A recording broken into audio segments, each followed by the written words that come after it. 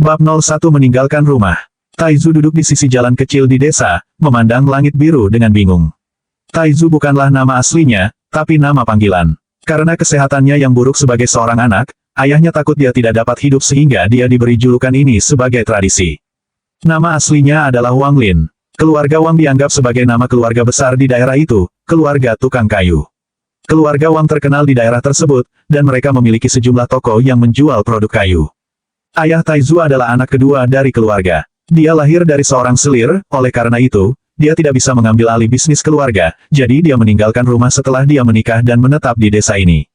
Namun, karena ayahnya adalah seorang tukang kayu yang terampil, keluarga Taizu cukup kaya, tidak perlu khawatir tentang makanan atau pakaian.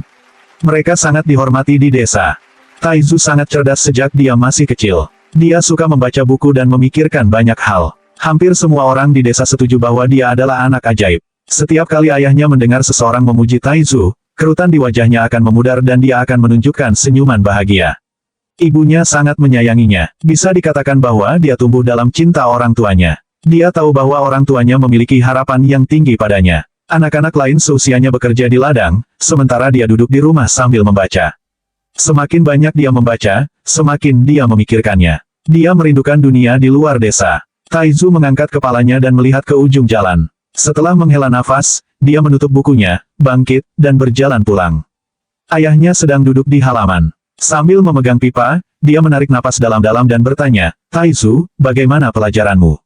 Saat Taizu berjalan melewati pintu, Taizu menggumamkan beberapa kata saat dia lewat. Ayahnya mengibaskan abu dari pipanya, bangkit, dan berkata, "Taizu, kamu harus belajar dengan benar. Tahun depan adalah ujian distrik. Apakah Anda memiliki masa depan atau tidak, semuanya akan bergantung pada ujian ini. Jangan berakhir seperti aku, yang akan menghabiskan seluruh hidupku di desa." Petik 2. Cukup, kamu mengeluh tentang ini setiap hari. Jika Anda bertanya kepada saya, Taizu, kami pasti akan lulus ujian. Ibu Taizu membawa beberapa makanan dan meletakkannya di atas meja. Dia memberi isyarat pada keduanya untuk datang dan makan. Taizu menanggapi dengan suara, lalu dia duduk dan dengan santai makan beberapa suap. Ibunya dengan penuh kasih sayang menatapnya dan memberikan kepadanya beberapa potong daging yang ada. "Ayah, apakah paman keempat hampir sampai?" Taizu bertanya sambil mengangkat kepalanya. "Menghitung waktu, itu harus dalam beberapa hari ke depan. Paman keempat Anda lebih sukses daripada ayah Anda." "Hei, Ibu Taizu, sudahkah hidangan spesial untuk paman keempat sudah dikemas?" Saat ayah Taizu menyebut paman keempat, ada sedikit kesedihan di wajahnya. Ibunya mengangguk dan dengan emosional berkata, "Taizu, paman keempatmu adalah orang yang sangat baik. Dalam beberapa tahun terakhir ini, berkat dia semua ukiran kayu ayahmu bisa bertahan dengan harga yang bagus. Jika Anda mampu mencapai kesuksesan, jangan lupa untuk membayar paman keempat Anda." Petik 2. Saat Ibu Taizu sedang berbicara, suara kuda terdengar di luar pintu. Mengikuti suara kereta kuda, tawa hangat bisa terdengar. Kakak kedua, buka pintunya. Taizu terkejut. Dia segera bergegas membuka gerbang utama. Dia melihat seorang pria parubaya yang kuat dengan mata cerah berdiri di luar. Ketika dia melihat Taizu, dia tertawa dan mengusap kepala Taizu. Sambil tersenyum, dia berkata, "Taizu, aku hanya tidak melihatmu dalam setengah tahun dan kamu telah tumbuh lebih tinggi lagi." Orang tua Taizu segera berdiri. Ayahnya, tersenyum, berkata, "Kakak keempat, saya pikir sudah waktunya Anda tiba. Cepat masuk." "Taizu, kenapa kamu belum mendapatkan kursi untuk paman keempatmu?" Petik 2. Taizu dengan senang hati setuju. Dia bergegas kembali ke rumah, mengambil kursi, dan meletakkannya di sebelah meja makan. Dia dengan hati-hati menyekanya dengan lengan bajunya sambil menatap penuh harap ke pria parubaya itu. Pria parubaya itu mengedipkan mata ke arahnya dan dengan bercanda berkata, "Taizu, sejak kapan kamu begitu rajin? Aku ingat terakhir kali aku di sini, kamu tidak seperti ini." Petik 2. Ayah Taizu melirik Taizu dan berkata, "Bajingan kecil ini baru saja bertanya tentang kapan kamu akan tiba." Pria parubaya itu melihat Taizu tersipu dan sambil tertawa berkata, "Taizu, paman keempatmu belum melupakan janjinya padamu." Setelah dia selesai berbicara, dia mengeluarkan 2 buku dan meletakkannya di atas meja. Taizu dengan semangat bersorak, lalu membalik-balik buku. Dia hampir tidak bisa menahan kegembiraannya. Ibu Taizu dengan ramah melirik putranya dan berkata kepada pria parubaya, "Kakak keempat, kakak laki-lakimu selalu memikirkanmu. Kali ini kau harus tinggal beberapa hari lagi." Petik 2. Pria parubaya itu menggelengkan kepalanya dan berkata, "Kakak ipar kedua, ada banyak hal yang harus diperhatikan dalam keluarga hari ini. Saya harus pulang lebih awal besok pagi. Setelah waktu sibuk ini, saya akan kembali dan melihat kalian. Dia menatap adik keduanya dengan tatapan menyesal. Ayah Taizu menghela nafas, berkata, jangan dengarkan istriku. Kemas barang dengan benar besok. Masalah keluarga lebih penting. Kita bisa bertemu lain kali. Petik 2. Pria parubaya itu memandang ayah Taizu dan bertanya, kakak kedua, Taizu berusia 15 tahun, ya. Ayah Taizu mengangguk dan berkata, setelah tahun ini, bajingan kecil ini akan berusia 16 tahun. Dalam sekejap, lebih dari 10 tahun telah berlalu dengan cepat. Dia menatap putranya dengan penuh kasih sayang. Pria parubaya itu merenung sejenak dan berkata, dengan nada serius, kakak kedua, kakak ipar kedua, ada sesuatu yang ingin kukatakan padamu, Sekte Heng Yue menerima murid. Tahun ini, keluarga memiliki 3 slot rekomendasi, dan saya menerima salah satunya. Petik 2. Ayah Taizu tertegun dan berkata, dengan wajah pucat, Heng Yue Sekte. Sekte Heng Yue yang penuh dengan keabadian. Petik 2. Pria parubaya itu tersenyum, mengangguk, dan berkata, kakak kedua, sekte yang sangat abadi itu. Keluarga kami masih menjadi salah satu yang terpandang di area ini dan memiliki kualifikasi untuk merekomendasikan calon murid. Anda tahu anak saya, dia tidak bisa benar-benar belajar, tapi dia jago pedang dan pisau. Saya ragu sekte abadi akan mengambil putra saya. Tempat ini sangat berharga. Saya tahu Taizu sangat pintar sejak dia masih kecil dan selalu suka belajar. Dia mungkin punya kesempatan. Petik 2. Ibu Taizu merasa senang dan berkata, kakak keempat, ini. Pria parubaya itu mengusap kepala Taizu dan berkata, kakak kedua, kakak ipar kedua, biarkan masalah ini diselesaikan. Biarkan Taizu mencoba, jika dia benar-benar diterima, itu adalah kekayaannya. Petik 2. Taizu dengan bingung memandang orang tua dan paman keempatnya. Dia tidak bisa mengerti apa yang sedang terjadi. Abadi, apakah yang abadi itu? Taizu dengan lembut dan ragu-ragu bertanya. Wajah pria parubaya menjadi serius. Melihat Taizu, dia berkata, Taizu, yang abadi adalah mereka yang bisa terbang di langit. Itu bukanlah sesuatu yang kita fana dapat mengerti. Petik 2. Taizu bingung tapi menjadi penasaran dengan yang abadi. Ayah Taizu dengan bersemangat bangkit, menarik ibu Taizu, dan akan membungkuk kepada pria parubaya itu. Pria parubaya dengan cepat menariknya dan dengan tulus berkata, kakak kedua, apa yang kamu lakukan? Ibuku meninggal lebih awal. Jika bukan karena ibu kakak kedua yang merawat saya tidak akan berada di sini hari ini. Taizu adalah keponakan saya dan ini yang paling bisa saya lakukan. Petik 2. Ayah Taizu mulai menangis. Dia dengan berat menepuk punggung pria parubaya itu, menganggukkan kepalanya, dan dengan tegas berkata kepada Taizu, ingat, Wang Lin, jangan pernah melupakan apa yang telah dilakukan paman keempatmu untuk kita, atau aku tidak akan menganggapmu anakku. Hati Taizu bergetar. Meskipun dia cuek terhadap yang abadi, dia tahu dari ekspresi orang tuanya bahwa mereka memandang masalah ini dengan sangat penting. Dia berlutut di depan paman keempatnya dan melakukan kowtow beberapa kali. Pria parubaya itu menarik Taizu dan memujinya. Anak baik, bersiaplah dan aku akan menjemputmu di akhir bulan. Petik 2. Malam itu, Taizu pergi tidur lebih awal. Dia masih bisa mendengar suara dari ayah dan paman keempatnya. Ayah sangat senang. Meskipun dia jarang minum, dia harus minum beberapa cangkir dengan paman keempat hari ini. Abadi, apakah mereka? Hati Taizu sangat bersemangat. Dia tahu di dalam hatinya bahwa ini adalah kesempatan untuk melihat dunia luar. Paman keempat pergi pagi-pagi sekali. Taizu dan orang tuanya melihatnya pergi di pintu masuk desa. Dalam perjalanan pulang, dia dengan jelas memperhatikan bahwa ayahnya terlihat jauh lebih muda. Matanya dipenuhi dengan harapan. Harapan di matanya jauh lebih besar daripada saat dia ingin Taizu lulus ujian distrik. Tidak ada rahasia di desa, bahkan jika itu adalah berapa banyak anak anjing yang dilahirkan. Semua orang di desa akan mendengar berita itu. Segera, semua orang di desa mendengar berita dari ibu Taizu dan semua tetangga datang berkunjung. Tatapan semua orang ke arah Taizu berbeda dari sebelumnya. Beberapa dipenuhi iri hati dan lainnya dengan kecemburuan. Keluarga Wang melahirkan seorang putra yang baik. Dia telah diterima sebagai murid dari Heng Yue Sekte. Petik 2. Aku telah memperhatikan anak ini, Taizu, saat dia tumbuh dewasa. Dia sangat pintar sejak dia masih kecil. Sekarang dia adalah murid Heng Yue Sekte. Dia memiliki masa depan yang sangat menjanjikan. Petik 2. Taizu, kamu memiliki bakat yang hebat. Ketika Anda sukses di masa depan, jangan lupa untuk kembali dan berkunjung. Petik 2. Pembicaraan ini memenuhi telinga Taizu, bertindak seperti Taizu sudah menjadi murid Heng Yue Sekte. Setiap kali orang tuanya mendengarnya, mereka tidak bisa berhenti tersenyum. Kerutan di wajah mereka telah sangat berkurang. Setiap kali Taizu berjalan sendirian di desa, semua penduduk desa akan dengan penuh semangat bertanya kepadanya tentang ini dan itu. Bahkan ada orang yang menyuruh anak-anak mereka untuk mengikuti Taizu sebagai contoh. Setengah bulan berlalu dengan cepat. Berita tentang Taizu menjadi murid Heng Yue Sekte telah menyebar dengan cepat. Semua penduduk desa terdekat datang untuk melihat Taizu. Setiap orang yang datang membawa hadiah. Orang tua Taizu tidak bisa menolak mereka, tetapi saat mereka pergi, orang tua Taizu berencana mengembalikan hadiah. Menurut ayah Taizu, putra kami akan abadi di masa depan, jadi dia tidak bisa berutang budi. Kami akan menyiapkan hadiah kembali untuk semua pengunjung. Petik 2. Segera, keluarga Wang mengetahui bahwa paman keempat Taizu memberikan tempat putranya ke Taizu. Satu demi satu, mereka datang untuk memberi selamat padanya. Ayah Taizu sangat mementingkan kerabat yang berkunjung karena banyak dari mereka dulu meremehkannya di masa lalu dan mengusirnya dari keluarga bertahun-tahun yang lalu. Sekarang setelah mereka semua datang mengunjunginya, dia merasa seperti tahun-tahun kesedihannya langsung tersapu. Dia dan ibu Taizu berdiskusi sedikit dan memutuskan untuk menghibur semua orang dengan baik. Mereka menghabiskan banyak uang untuk menyewa guru desa untuk menulis undangan untuk dikirimkan kepada kerabat mereka. Guru desa tidak menginginkan uang, dia ingin Taizu mengakui bahwa dia tumbuh dengan belajar dalam asuhannya. Taizu tidak keberatan karena ini adalah kebenaran. Setelah undangan dikirim ke sebagian besar anggota keluarga Wang, ada begitu banyak orang sehingga ayah Taizu harus memindahkan lokasi pesta ke alun-alun desa dan mengadakan pesta. Penduduk desa membantu menghibur para tamu. Saat mereka berbicara satu sama lain, mereka akan memuji Taizu tanpa henti.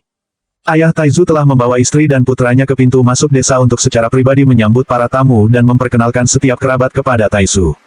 Ini adalah kakek ketigamu. Ketika ayah meninggalkan keluarga, kakek ketiga Anda diam-diam banyak membantu.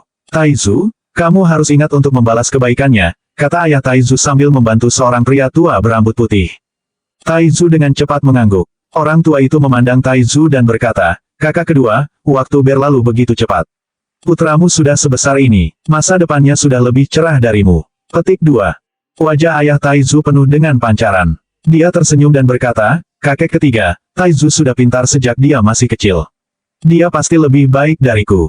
Gunakan waktumu, istri, bantu dukung kakek ketiga. Petik 2. Ibu Taizu dengan cepat membantu orang tua itu berjalan menuju pesta. Melihat orang tua itu pergi, ayah Taizu mendengus dan berkata kepada Taizu, orang tua itu memandang rendah ayahmu dan memaksaku pergi. Sekarang setelah Anda memiliki masa depan yang baik, dia datang untuk memberi selamat kepada saya. Dia kerabat seperti itu. Petik 2. Taizu mengangguk dan bertanya, apakah paman keempat akan datang? Ayah Taizu menggelengkan kepalanya. Paman keempatmu mengirim surat. Dia tidak akan bisa kembali sampai akhir bulan. Petik 2. Pada saat itu, gerbong lain tiba di pintu masuk desa. Seorang pria berusia 50 tahun lebih keluar. Dia menatap ayah Taizu dan berkata, kakak kedua, selamat. Wajah ayah Taizu menjadi rumit dan dia berkata, kakak. Mata pria tua itu menyapu dan menatap Taizu. Dia tersenyum. Kakak kedua, jadi ini putramu. Tidak buruk, mungkin dia benar-benar akan dipilih. Petik 2. Ayah Taizu mengerutkan kening, menggeliat, dan berkata, Taizu mungkin tidak memiliki banyak pahala, tapi dia pintar dan suka membaca buku. Dia pasti akan dipilih. Petik 2. Itu tidak sepenuhnya benar. Ketika Sekte Abadi mencari murid, ada persyaratan yang sangat ketat. Saya melihat bahwa anak ini sangat bodoh. Pergi akan membuang-buang waktu baginya, kata suara angkuh dari gerbong, lalu seorang bocah lelaki berusia 16 atau 17 tahun melangkah keluar. Anak laki-laki itu terlihat sangat cantik. Dia memiliki alis seperti pedang, wajah seperti Guan Yu, dan mata penuh penghinaan. Ayah Taizu memelototinya, dan Wang Lin menatapnya dalam-dalam tetapi tidak mengatakan apa-apa. Wajah lelaki tua itu berubah warna dan dia berteriak, Wang Zuo, bagaimana bisa kamu begitu kasar? Tanda seru, ini adalah paman kedua Anda dan adik laki-laki Anda Wang Lin. Kenapa kamu belum menyapa mereka? Dia menoleh ke ayah Taizu dan berkata, kata-kata anak saya jelek. Kakak kedua, jangan pedulikan dia, tapi, saat dia berbicara, dia tiba-tiba berbalik dan berkata, tapi kakak kedua, bukanlah masalah sederhana bagi makhluk abadi ini untuk menerima seorang murid, ini adalah masalah takdir. Kali ini, karena Sekte Heng Yue sangat tertarik pada putra saya sehingga keluarga Wang kami diberi 3 tempat, termasuk miliknya. Petik 2. Ayah Taizu mendengus dan berkata, jika putramu bisa melakukannya, maka putraku pasti akan dipilih. Pemuda itu tertawa, tidak peduli dengan kata-kata lelaki tua itu. Dengan jijik, dia berkata, jadi, kamu adalah paman kedua. Saya sarankan Anda jangan terlalu optimis. Cara kultivasi sangat kompleks, dan hanya 1 dari 10.000 orang yang dapat mempelajarinya. Bagaimana dia bisa bersaing dengan saya, yang, meskipun belum menjadi murid resmi, dipilih secara pribadi oleh seorang guru abadi. Petik 2. Wajah lelaki tua itu bersinar dengan warna kebanggaan, lalu dia, memarahi, pemuda itu dan membawanya ke pesta. Taizu, jangan khawatir. Bahkan jika Anda tidak terpilih, itu tidak masalah. Selalu ada ujian distrik tahun depan, ayah Taizu dengan sungguh-sungguh berkata setelah menekan amarahnya. Wang Lin dengan percaya diri berbisik, ayah, jangan khawatir. Saya akan dipilih. Petik 2. Ayah Taizu dengan lembut menepuk bahu putranya. Matanya dipenuhi dengan sinar harapan. Satu demi satu, mereka menyapa banyak kerabat. Ayah Taizu membawanya kembali ke pesta. Di depan mereka ada pemandangan ramai dari orang-orang yang sedang berpesta. Ayah Taizu berteriak, kerabat terkasih, sesama penduduk desa, saya, Wang Tiansui, bukanlah orang yang sangat berbudaya dan tidak banyak bicara, tetapi hari ini, saya sangat senang karena anak saya memiliki kesempatan untuk menjadi murid Heng Yue Sekte. Ini adalah momen terindah dalam hidup saya. Saya tidak akan mengatakan lebih banyak, tapi terima kasih sudah datang. Dia mengangkat cangkirnya dan mengeringkannya dari anggur di dalamnya. Kakak kedua, putra Anda sangat pintar sejak dia masih kecil. Dia pasti akan dipilih, seperti putra Wang Zhu, dan menjadi abadi. Petik 2. Kakak kedua, memiliki seorang putra seperti Taizu berarti Anda tidak menjalani hidup Anda dengan sia-sia. Di masa depan, yang harus Anda lakukan adalah menunggu untuk menikmati keberuntungan. Petik 2. Taizu, kamu harus membuat ayahmu bangga. Anda harus memasuki sekte Heng Yue tidak peduli apa. Petik 2. Ada banyak pemandangan cerah di mana-mana. Suara perayaan datang dari semua sisi. Namun, ada banyak orang seperti ayah Wang Zuo, yang di permukaan memberikan ucapan selamat tetapi di dalam hati mereka selalu memandang rendah ayah Taizu dan Taizu sendiri. Ayah Wang Zuo melihat putranya, dan kemudian pada Taizu. Dia merasa sangat tidak puas. Tindakan kakak keempat berada di luar harapannya, tetapi karena yang abadi tidak buta, tidak mungkin Taizu akan dipilih. Orang-orang lewat, satu persatu. Ayah Taizu menarik Taizu dari meja ke meja untuk bersulang dan memperkenalkan berbagai kerabat yang tidak dikenal kepadanya. Hari ini, ayah Taizu telah mengonsumsi banyak anggur. Dia belum pernah begitu dihormati sebelumnya. Pesta itu berlangsung sampai larut malam dan semua orang mulai pulang. Sebelum pergi, dan masih dengan ekspresi jijik, Wang Zuo, sementara tidak ada yang menyadarinya, berbisik kepada Taizu, bodoh, kamu tidak akan terpilih. Kamu tidak cukup baik. Petik 2. Dia pergi bersama ayahnya saat dia menunjukkan senyum penuh penghinaan. Setelah kembali ke rumah, Taizu berbaring di tempat tidurnya. Dia diam-diam memutuskan dalam hatinya bahwa dia harus dipilih tidak peduli apapun. Setengah bulan berlalu dengan cepat. Hari ini, paman keempat Taizu tiba dengan kereta. Orang tua Taizu dengan cepat menyambutnya di dalam. Pria parubaya itu mencuci wajahnya dan buru-buru berkata, kakak kedua, kakak ipar kedua, saya tidak bisa tinggal lama kali ini. Aku akan membawa Taizu dan pergi. Sekte Heng Yue akan tiba untuk menjemput calon murid besok pagi. Petik 2. Ayah Taizu tercengang. Jejak kesedihan muncul di wajahnya. Dia dengan tegas berkata, baik. Taizu, ikuti paman keempatmu. Jika Anda terpilih, belajarlah dengan patuh di Heng Yue Sekte. Namun, jika Anda tidak terpilih, jangan khawatir dan kembali ke rumah. Petik 2. Taizu, tidak ingin meninggalkan orang tuanya, mengangguk dengan berat. Ibunya mengeluarkan bingkisan dari kamar dan dengan penuh kasih berkata, Taizu, dengarkan paman keempatmu dan jangan menimbulkan masalah. Bagian luar tidak sama dengan rumah, kamu harus memiliki kesabaran. Ibu sudah menyiapkan baju baru untukmu. Juga, ada beberapa ubi panggang favorit Anda. Ibu akan merindukanmu. Jika Anda tidak terpilih, kembali saja. Saat Ibu Taizu berbicara, air mata mulai muncul di matanya. Taizu tidak pernah meninggalkan desa seumur hidupnya. Ini adalah pertama kalinya dia pergi. Paman keempat dengan emosional berkata, Taizu, kamu harus dipilih sehingga kamu membuat orang tua kamu bangga.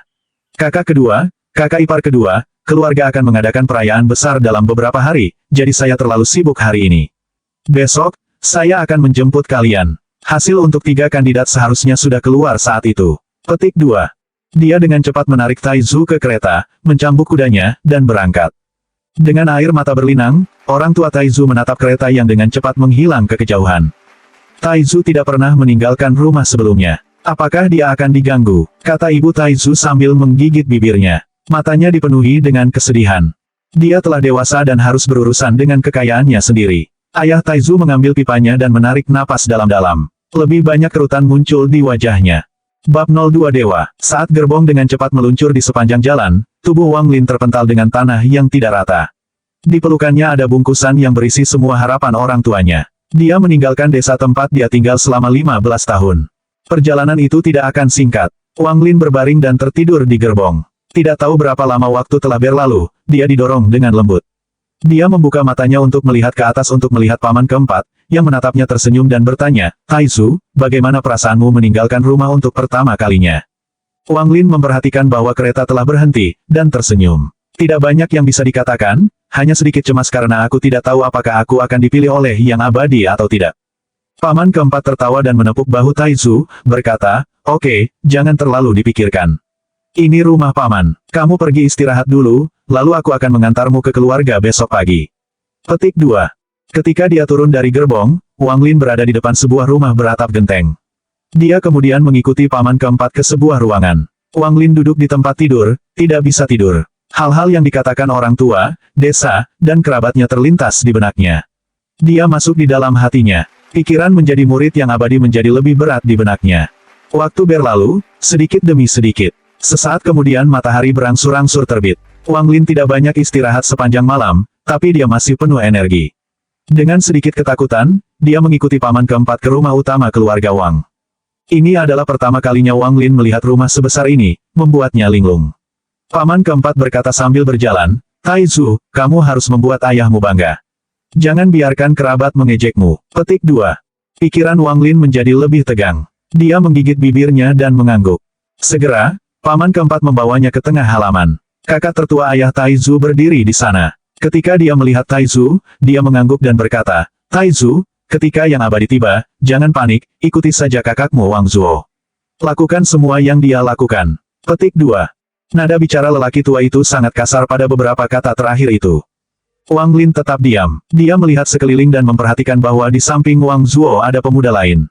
Kulit pemuda itu agak gelap, tubuhnya sangat besar, dan matanya menunjukkan sedikit kecerdasan. Ada tonjolan di kemejanya, seperti sedang menyembunyikan sesuatu. Dia melihat ke arah Taizu dan membuat wajah, lalu berlari dan berkata, jadi kamu anak paman kedua. Namaku Wang Hao. Petik 2. Wang Lin terkekeh dan mengangguk. Ketika lelaki tua itu melihat Wang Lin mengabaikannya, dia menjadi sangat kesal dan hendak memarahinya. Tepat pada saat ini, awan di langit tiba-tiba terbelah. Kemudian pedang cahaya tiba-tiba turun seperti kilat. Setelah cahaya menghilang, berdiri seorang pemuda berbaju putih yang matanya cerah dan tajam, memancarkan semangat elegan. Mata dinginnya menyapu ketiga pemuda itu, terutama pada pemuda dengan tonjolan di bajunya. Dia bertanya dengan dingin, apakah ini tiga yang direkomendasikan oleh keluarga Wang? Ini adalah yang abadi. Di bawah tatapannya, Wang Lin mulai merasa kedinginan. Jantungnya berdebar kencang dan wajahnya memucat saat menatap yang abadi. Pemuda berkulit gelap, setelah melihat abadi, meletakkan tangannya di dekat saku celananya, menunjukkan sikap hormat. Matanya menunjukkan ekspresi fanatik. Hanya Wang Zuo dengan santai melihat yang lain dan mendengus. Ayah Wang Zuo dengan cepat melangkah maju dan dengan hormat berkata, abadi, ketiganya adalah rekomendasi keluarga Wang. Pemuda itu mengangguk dan kemudian dengan tidak sabar berkata, siapa Wang Zuo? Wajah lelaki tua itu menunjukkan kilatan kebahagiaan, lalu dia dengan cepat menarik Wang Zuo. Abadi, ini anakku, Wang Zuo. Pemuda abadi menatap Wang Zuo dengan dalam. Kemudian wajahnya menjadi cerah dan dia mengangguk. Wang Zuo memang berbakat, tidak heran paman bela diri menyukai dia. Petik 2. Wang Zuo dengan bangga memandang Wang Lin dan pemuda yang tampak cerdas dan dengan bangga berkata, ini wajar. Untuk menjadi abadi, seseorang harus memiliki semangat yang kuat. Petik 2. Pemuda itu mengerutkan kening, tapi dengan cepat menghilang. Dia samar-samar tersenyum ke arah Wang Zuo, melambaikan lengan bajunya, dan membawa ketiga pemuda itu ke pelangi dan menghilang. Paman keempat melihat ke langit dan bergumam, Taizu, kamu harus dipilih. Wang Lin merasakan tubuhnya menjadi ringan, dan angin yang menerpa wajahnya membuatnya kesakitan. Pada pemeriksaan lebih dekat, dia menyadari bahwa dia berada di bawah lengan pemuda itu, dan mereka terbang dengan cepat melintasi langit. Desa berubah menjadi titik-titik hitam kecil saat mereka terbang dengan cepat. Setelah beberapa saat, angin menyebabkan matanya berkaca-kaca dan memerah. Kecuali kalian bertiga ingin menjadi buta, tutup matamu, kata pemuda itu dengan dingin. Hati Wang Lin menegang, dan dia dengan cepat menutup matanya, takut untuk terus melihat. Setelah waktu yang singkat, Wang Lin bisa merasakan pemuda itu sesak napas dan kecepatannya mulai menurun. Kemudian, dalam sekejap, pemuda itu dengan cepat turun. Sesaat sebelum mendarat, pemuda itu mengendurkan lengannya dan ketiga pemuda itu jatuh ke tanah. Untungnya, kejatuhannya tidak terlalu keras, jadi ketiganya segera bangkit. Di depan Wang Lin ada pemandangan seperti surga, dengan pegunungan, bunga, dan sungai. Itu benar-benar pemandangan yang sangat indah. Di depan berdiri sebuah gunung yang menjulang tinggi, puncaknya tertutup awan yang menyembunyikan penampilan aslinya. Gema tangisan binatang buas bisa didengar. Ada jalan setapak yang berkelok-kelok menuruni gunung, seperti lukisan, membangkitkan perasaan akan dunia yang berbeda. Jauh di kejauhan, ada aula di puncak gunung. Meski tertutup awan, cahayanya yang terang benderang membuat orang ingin menyembahnya. Di sebelah aula, ada jembatan berwarna perak dengan bentuk bulan sabit menghubungkan puncak itu dengan puncak gunung lainnya. Dengan keindahan alam ini benar-benar layak menjadi lokasi Sekte Hang Yue. Sekte Hang Yue adalah salah satu dari sedikit sekte budidaya di negara Zhao. 500 tahun yang lalu, itu adalah kekuatan utama sekte budidaya di negara Zhao dan memiliki beberapa monster tua jiwa baru lahir. Namun, dengan berlalunya waktu, itu telah menyusut ke ukurannya saat ini dan hanya bisa memiliki pijakan di dunia kultivasi. Namun, untuk manusia di dekat Sekte Hang Yue, itu masih sosok yang sulit dipahami. Little Brother Zhang, apakah ini 3 kandidat yang direkomendasikan oleh keluarga Wang? Seorang pria parubaya berpakaian hitam dengan sikap abadi melayang turun dari puncak gunung. Pemuda itu menunjukkan wajah penuh rasa hormat dan berkata, "Kakak ketiga, ini adalah 3 pemuda yang direkomendasikan keluarga Wang." Tatapan pria parubaya menyapu mereka, dengan fokus pada Wang Zhou beberapa kali. Sambil tersenyum, dia berkata, "Saya tahu Anda akan mendapatkan terobosan. Aku akan menangani ujiannya, pergilah berkultivasi." Petik 2. Pemuda itu setuju, lalu tubuhnya bergerak menuju gunung, dan menghilang tanpa jejak dalam sekejap mata. Wang Lin menatap pemandangan di depannya dengan penuh kegembiraan. Tiba-tiba, dia melihat seseorang menarik-narik bajunya dan berbalik. Itu adalah Wang Hao. Dengan mata penuh kegembiraan, dia berkata, "Disinilah tempat tinggal yang abadi, sialan. Tidak peduli apa, saya, Wang Hao, harus dipilih." Setelah mengatakan itu, dia menyentuh benda menonjol yang tersembunyi di kemejanya. Bab 03 Tes. Wang Zhou tercengang oleh pemandangan di depannya. Butuh waktu lama baginya untuk pulih, dan jumlah kesombongan di hatinya menyusut. Pada saat ini, beberapa pedang berwarna pelangi terbang ke arah mereka. Untuk setiap pedang yang menghilang, ada murid Hang Yue Sekte, masing-masing diikuti oleh beberapa anak berusia 15 tahun. Ada remaja pria dan wanita. Saat mereka mendarat, mereka juga memiliki ekspresi yang mirip dengan kelompok Wang Lin saat mereka menatap pemandangan di depan mereka. Semua murid Hang Yue Sekte yang membawa para pemuda berkumpul di samping dan mulai berbicara tentang para pemuda. Setelah menunggu beberapa saat, semua pemuda lain yang direkomendasikan tiba di sekte. Seorang pria parubaya berpakaian hitam memindai daerah itu. Kemudian dia tanpa emosi berkata, "Di antara banyak dari kalian, hanya sedikit yang akan dipilih menjadi murid Hang Yue Sekte." Semua pemuda berteriak kaget. Hati Wang Lin bergidik. Dia menghitung total 48 orang mengikuti tes kultivasi. Jalan untuk menjadi abadi, bergantung pada bakat alami Anda. Tes pertama adalah untuk melihat apakah semangat Anda cukup kuat atau tidak. Sekarang, siapapun yang saya tunjuk akan datang dan mengikuti ujian. Pria parubaya tanpa emosi menunjuk ke seorang pemuda. Pemuda itu berjalan dengan hati-hati, kakinya gemetar. Pria parubaya itu meletakkan tangannya di atas kepalanya dan berkata, "Tidak memenuhi syarat. Berdiri di kiri." Petik 2. Pemuda itu tiba-tiba kehilangan semua kekuatannya. Wajahnya tampak suram dan matanya kosong, dia bergerak ke kiri dalam diam. Kemudian pemuda lain dipilih. Dia bergerak maju dengan ekspresi ketakutan. Tidak memenuhi syarat, tidak memenuhi syarat, tidak memenuhi syarat. 10 orang berturut-turut semuanya gagal dalam ujian. Sampai sekarang masih belum ada seorang pun di sebelah kanan pria parubaya itu. Giliran Wang Zhuo, semua harga diri sebelumnya lenyap dari wajahnya. Tampak pucat, dia melangkah maju. Setelah pria parubaya itu meletakkan tangannya di atas kepala Wang Zhuo, wajahnya tiba-tiba bersinar dan dia bertanya, "Siapa namamu?" Wang Zhuo dengan cepat menjawab dengan hormat, "Abadi, nama saya Wang Zhuo." Pria parubaya itu mengangguk. Dia kemudian tersenyum dan berkata, "Jadi kamu adalah guru bela diri yang disebutkan." Baik, Wang Zhuo, berdiri di sebelah kanan. Petik 2. Wang Zhuo merasa ditinggikan dan berjalan ke kanan di bawah kekaguman semua orang. Matanya dipenuhi dengan kesombongan dan penghinaan saat dia melihat kerumunan. Dia merasa tak tersentuh. "Bajingan, dia adalah salah satu anjing yang beruntung," gumam Wang Hao pada Wang Lin sambil mengerutkan bibir. Hati Wang Lin menjadi lebih tegang. Di depan matanya bangkit mata orang tuanya yang dipenuhi harapan. Dia mengencangkan tinjunya. "Lumayan, kamu juga berdiri di sebelah kanan," kata pria parubaya, terkejut, kepada gadis muda di depannya. Setelah beberapa saat, hampir semua pemuda telah diuji dan hanya 2 yang berdiri di sebelah kanan pria parubaya. Wang Hao berikutnya. Wang Hao dengan cepat berlari ke pria parubaya itu. Bahkan sebelum dia bisa memulai tes, dia berlutut di tanah dan bersujud beberapa kali. Dia berkata, "Abadi, semoga Anda menikmati umur panjang. Nama saya Wang Hao. Anda telah menguji begitu banyak orang, jadi Anda pasti lelah. Mengapa Anda tidak beristirahat sebentar? Saya tidak terburu-buru, tidak masalah." Petik 2. Pria parubaya itu tertawa terbahak-bahak. Dia telah menguji begitu banyak orang yang wajahnya dipenuhi rasa takut, namun pemuda pintar ini, tanpa sedikit pun rasa takut, mencoba untuk memenangkan hatinya. Dia menekankan tangannya di kepala Wang Hao dan berkata, "Bakat kurang."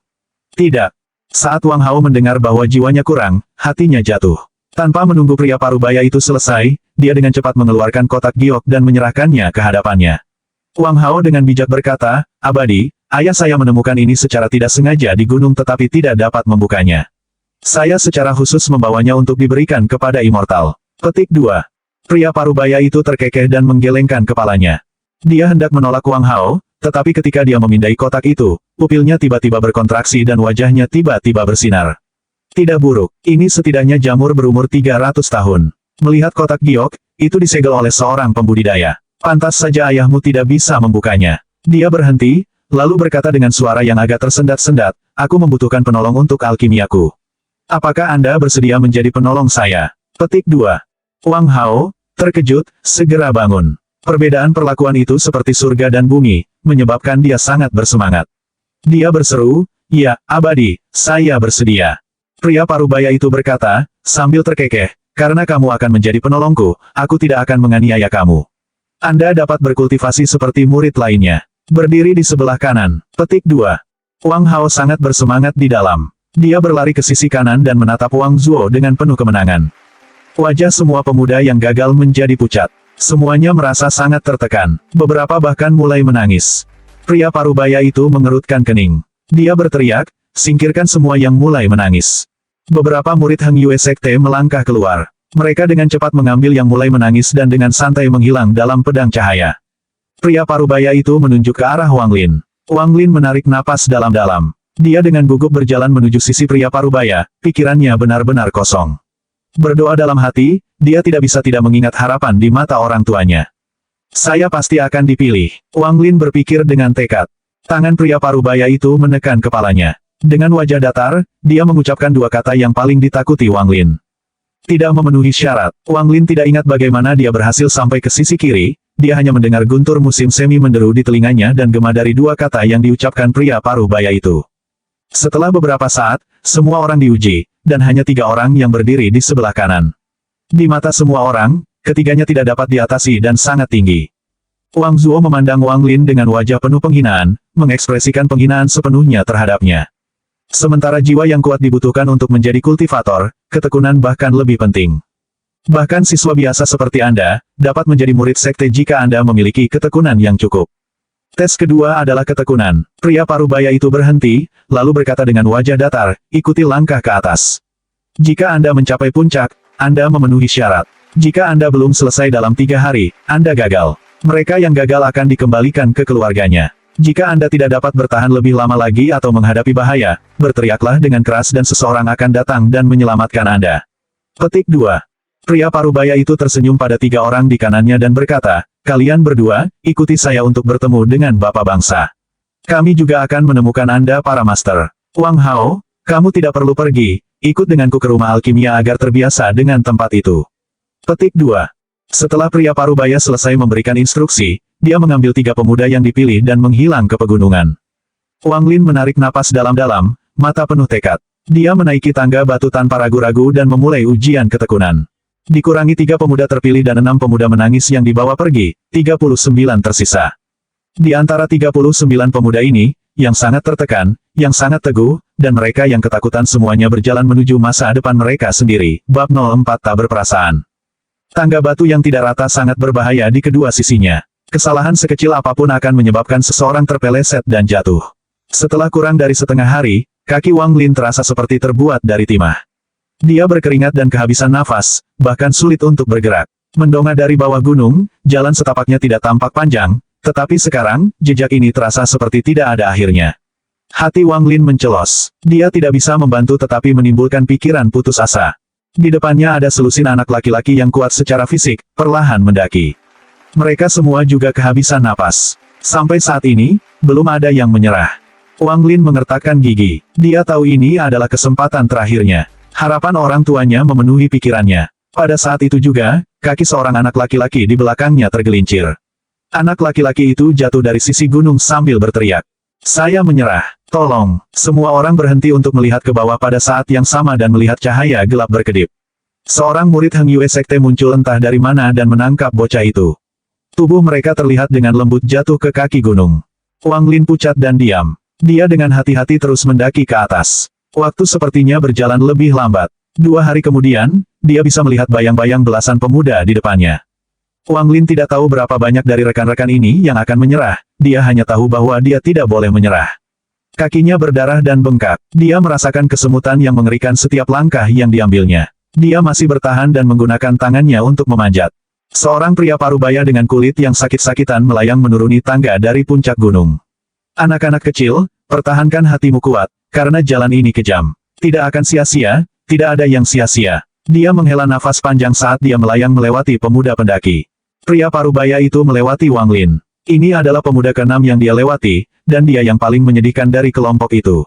Dengan pakaian berlumuran darah, dia sepertinya berdarah di mana-mana. Lutut dan jari kakinya hancur. Wang Lin sedang memanjat menggunakan tangannya pada saat ini. Pria parubaya itu menghela nafas keras dan bertanya, "Anakku, siapa namamu?" Visi Wang Lin kabur. Satu-satunya pikiran di kepalanya adalah mencapai puncak atau mati. Dia bahkan tidak mendengar pertanyaan pria parubaya itu. Di matanya, jejak kecil ini adalah satu-satunya hal yang penting. Pria parubaya itu menatap mata Wang Lin. Jauh di lubuk hatinya, dia agak tersentuh.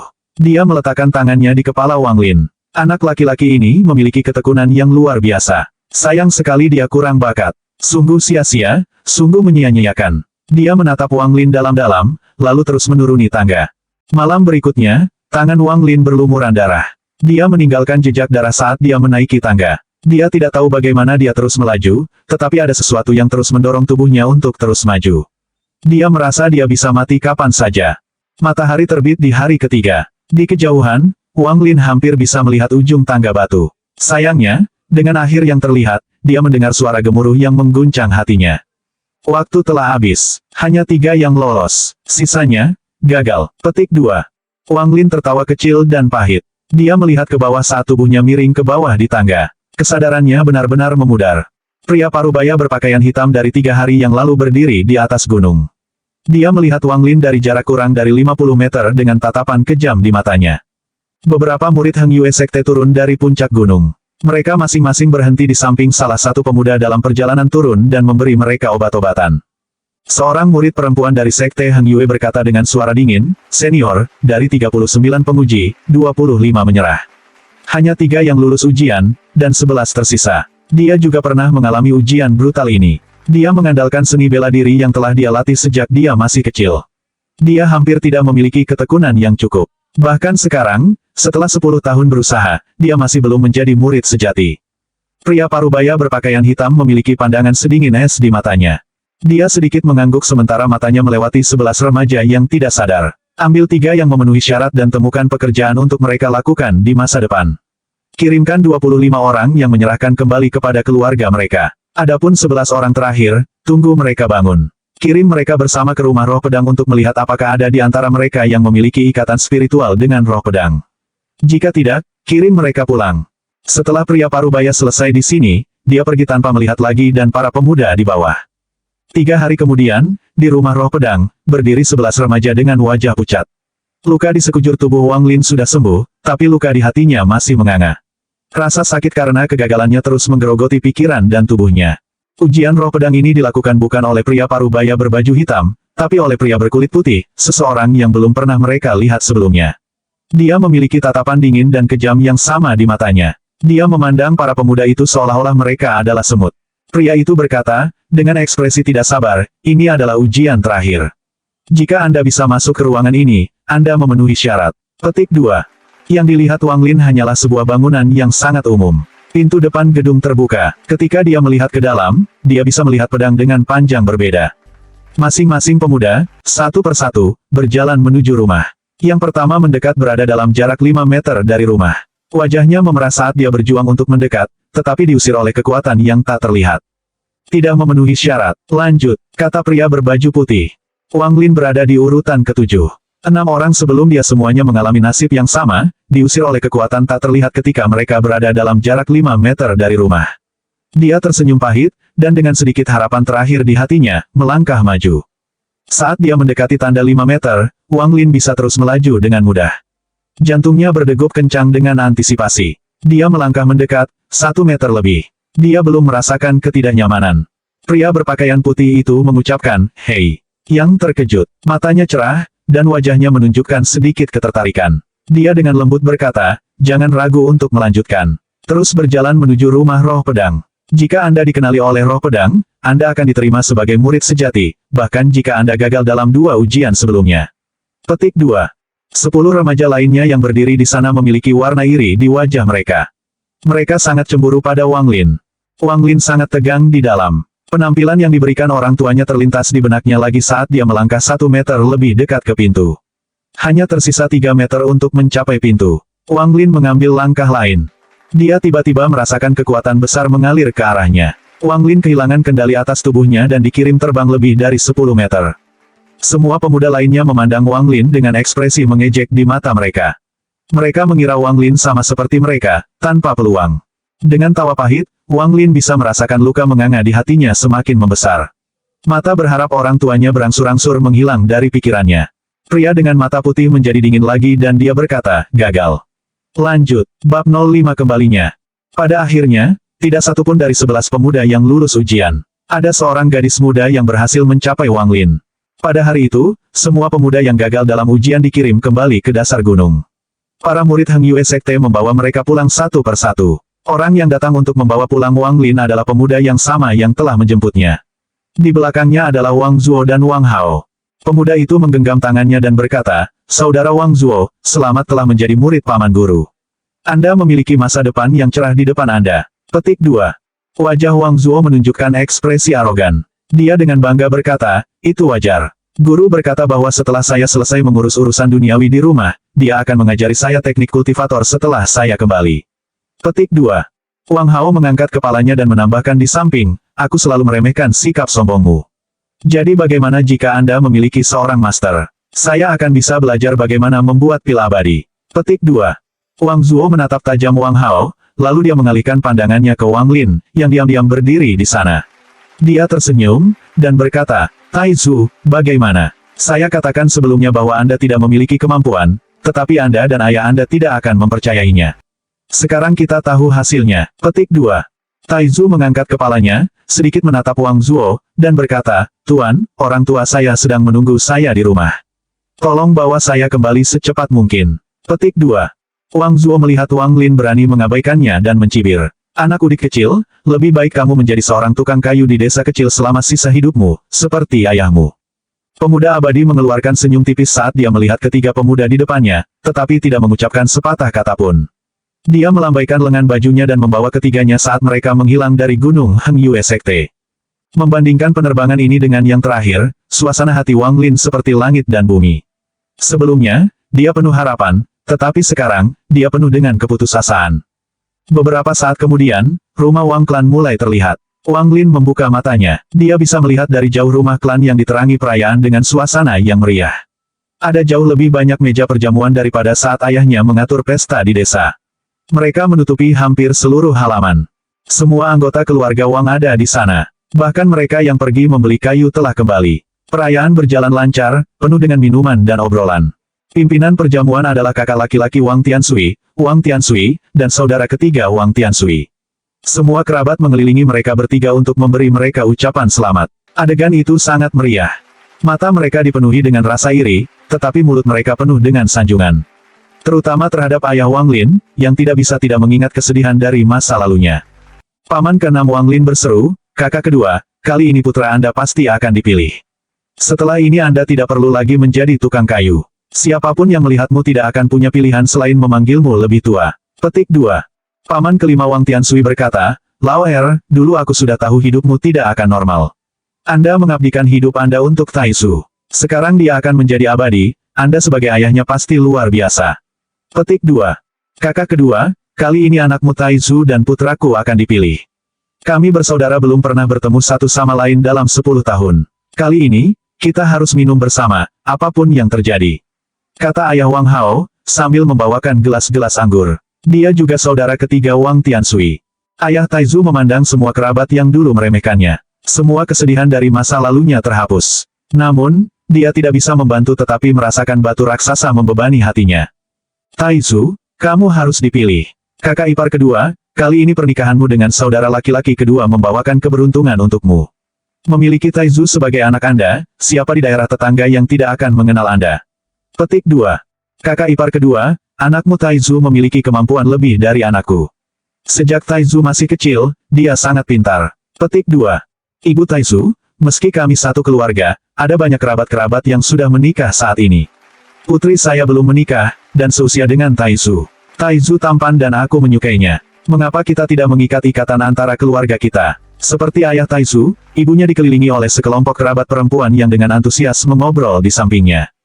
Ayah Wang Zhao terus menatap acuh tak acuh sepanjang waktu. Dia diam-diam menginginkan Immortal untuk datang dan menyampaikan berita bahwa Taizu belum dipilih, jadi dia bisa melihat reaksi saudara keduanya. Saat dia memikirkan hal ini, dia tertawa dan bersulang untuk kerabat di sebelahnya yang memuji anaknya. Adegan itu ramai dan penuh semangat. Pada saat itu, pedang cahaya muncul dan mendarat di halaman. 4 orang datang dengan itu. Daerah itu segera menjadi tenang. Tidak ada anggota keluarga Wang yang berani mengucapkan sepatah kata pun.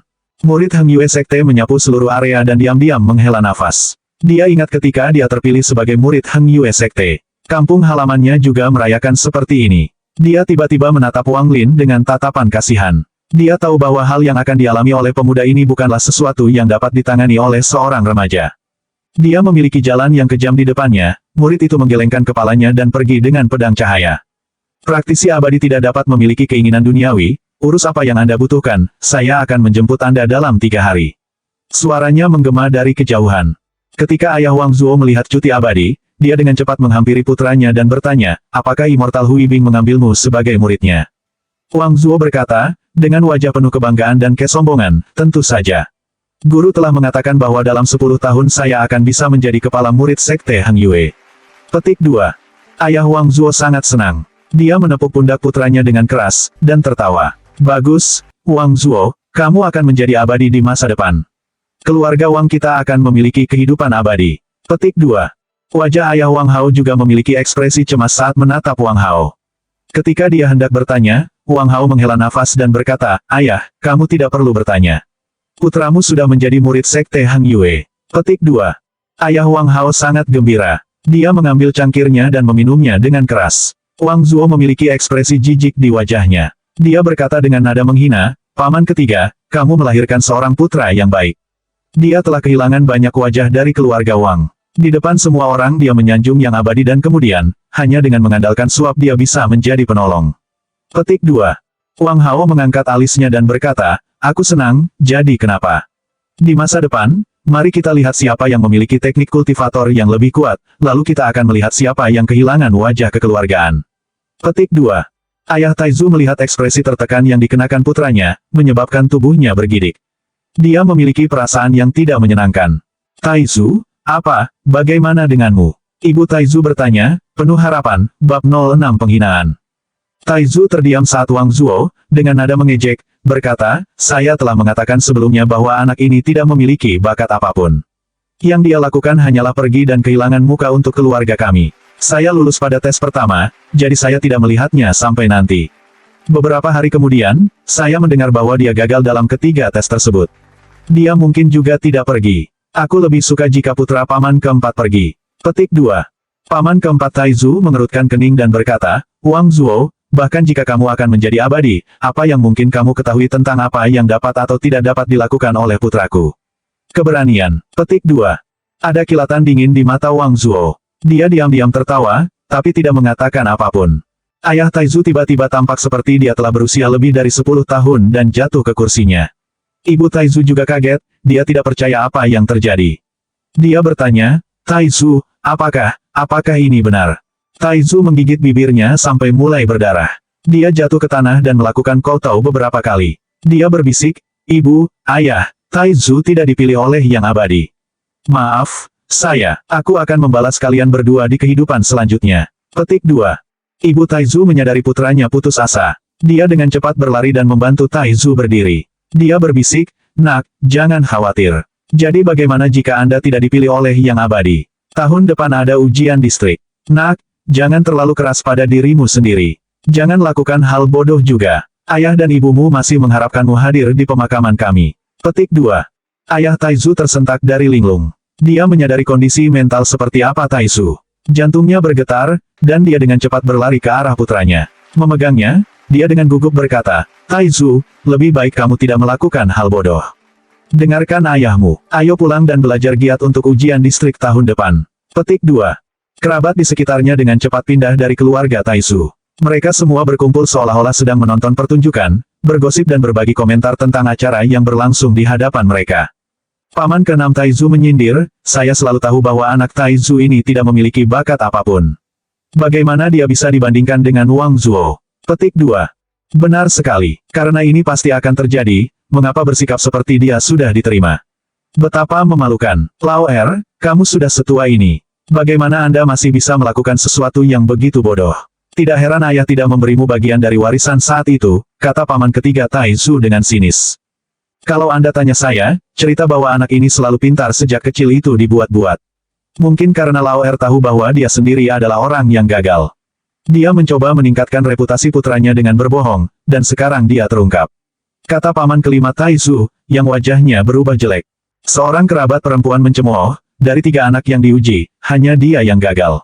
Taizu adalah anak terburuk di keluarga Wang kami. Kakak ipar kedua, saya sebelumnya mengatakan Anda memiliki keberuntungan dengan saudara laki-laki kedua. Sekarang sepertinya keberuntunganmu akan terus menyusut selama sisa hidupmu. Petik 2. Bibi kelima Taizu juga mencibir, benarkan. Ketika saya pergi menemui Taizu beberapa hari yang lalu, saya bertanya-tanya bagaimana dia bisa dibandingkan dengan Wang Hao dan Wang Zuo sama sekali.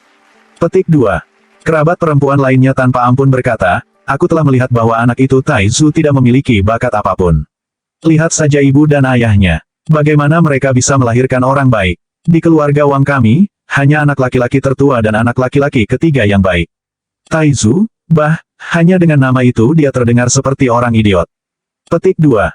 Saya benar-benar buta saat itu, akan mendorong putri saya ke dalam lubang api. Untung kami mengetahui sebelumnya bahwa Taizu tidak dipilih oleh Yang Abadi. Putriku akan membenciku selamanya jika aku menikahinya. Ibu Taizu, mari kita lupakan semua ini. Karena Taizu Anda tidak akan menjadi abadi, siapa yang ingin putri mereka menikah dengannya? Bukankah itu seperti katak yang menginginkan daging angsa? Petik 2. Dalam beberapa saat semua kerabat berubah menjadi sombong. Mereka terus-menerus melancarkan rentetan penghinaan pada keluarga Taizu. Dibandingkan dengan adegan sebelumnya, itu seperti langit dan bumi. Bahkan ada kerabat yang pergi jauh untuk meminta hadiah yang mereka berikan kembali. Melihat wajah pucat orang tuanya, Taizu mengencangkan tinjunya. Mendengarkan semua penghinaan membuatnya berharap dia mati. Ayah Wang Zuo tertawa dalam hati, dan mencibir, Lao Er, bukankah aku sudah memberitahumu bahwa untuk menjadi murid abadi, kamu membutuhkan takdir di pihakmu? Bagaimana mungkin ada kesempatan kecuali Anda memiliki bakat seperti anak saya? Namun Anda benar-benar yakin itu mungkin. Sekarang Anda membuat anak Anda berharap dia mati. Apakah ada kebutuhan untuk ini? Petik 2. Ayah Taizu tidak bisa menahan amarahnya lebih lama lagi. Dia berteriak, Wang Tianshan, tutup mulutmu. Kembali pada hari itu, ayah diranjang kematiannya meninggalkan saya sebagian dari warisan. Anda bekerja dengan kerabat lain untuk mencurinya dari saya, dan sekarang Anda di sini menghina saya. Apakah Anda benar-benar berpikir saya, Wang Tianshui, akan diam-diam menanggung ini? Petik 2. Dan kalian semua juga, sebelumnya Anda dengan senang hati memberi selamat kepada saya, dan sekarang Anda di sini menghina kami. Putra kami sudah dalam keadaan ini, namun Anda menambahkan penghinaan ke luka. Apakah kalian semua masih manusia? Petik 2. Wang Tianshan berhenti sejenak dan berkata, mengapa mengungkit masa lalu? Saya memperingatkan Anda dengan niat baik bahwa putra Anda tidak memiliki bakat apapun, tetapi di sini Anda marah kepada saya. Dengan ayah sepertimu, putranya tidak akan jauh lebih baik. Petik 2. Semua hinaan yang dilemparkan ke Wang Lin yang kecewa seperti duri yang menusuk hatinya. Dia dengan dingin menatap semua orang dan mengukir wajah mereka ke dalam hatinya. Aku akan melawanmu sampai mati. Ayah Taizu tidak bisa menahan amarahnya lebih lama lagi dan mengambil kursi. Paman keempat Taizu bergegas dan menghentikannya, berbisik, saudaraku, jangan impulsif.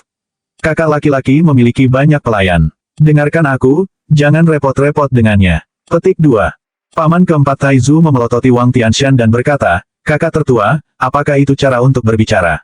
Saya tidak akan mendengarkan ini lagi. Jika kamu berani terus menghina adik kedua saya, jangan salahkan saya karena tidak peduli dengan ikatan keluarga. Meskipun keluarga Wang besar, saya memiliki banyak teman selama perjalanan saya. Jangan dorong saya untuk membakar semuanya." Petik 2. Wang Tianshan menggumamkan beberapa kata. Dia masih takut gangguan keempat yang terhubung dengan baik. "Lao Si, apa yang kamu katakan tidak masuk akal. Kami tidak salah dalam menunjukkan bahwa putra Lao Er tidak memiliki bakat apapun. Apa yang salah dengan kita, generasi yang lebih tua, memarahi yang lebih muda? Apa yang Anda katakan terlalu tidak masuk akal," kata paman tertua ketiga keluarga dengan ketidakpuasan. Bab 07 meninggalkan rumah. "Tepat sekali, kakak keempat, kami berbicara untuk Anda karena Anda memberikan tempat Anda untuk masalah kedua. Apa yang dikatakan Wang Zuo benar, putramu lebih kuat dari Taizu. Dia mungkin benar-benar dipilih oleh Yang Abadi." Kakak kelima Taizu menambahkan di samping. Wang Zuo, dengan senyum bangga, menertawakan, keluarga mereka membawa semua ini ke atas diri mereka sendiri.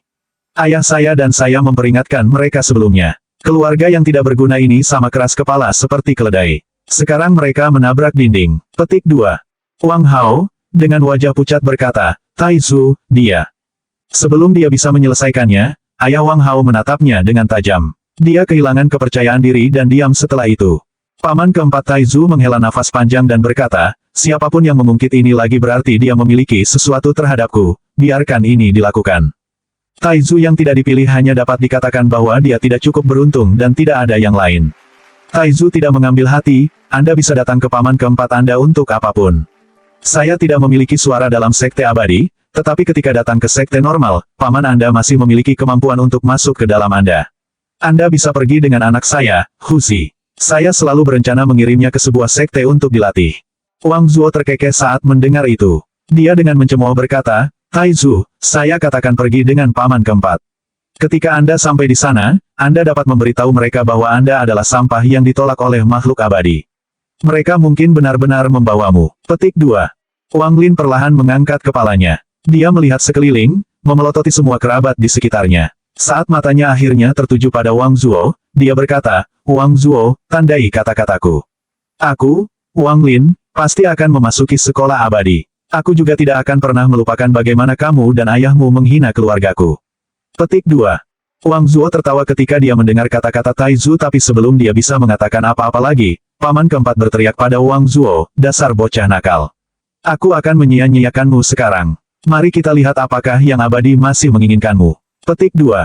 Ayah Wang Zuo tiba-tiba tampak pucat.